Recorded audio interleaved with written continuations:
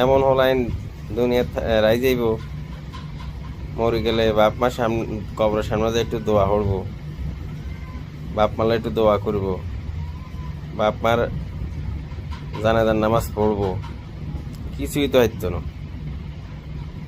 এই যে একটা অবস্থা, সব ভাইরাল আর সেলিব্রিটি হওয়ার দান্দায় আছে। বাইরে ফেসবুক খুললে খালি দেই এলডব খানের কাঁদা কাঁদাই, এগের বাপ মরে গেছে, মা হু দু একসাথে মারা হাজা করে দৌড়ি মার লগে খাড়াই থাকে খালি কাঁদে।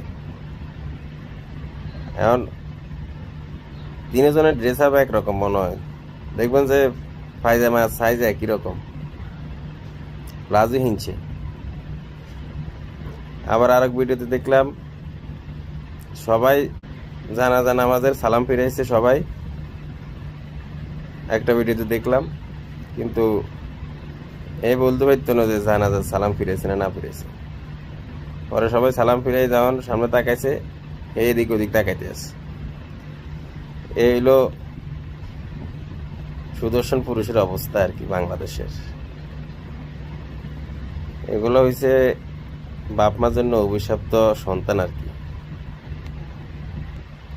যাক, আল্লাহ হেদায়েত দান করো।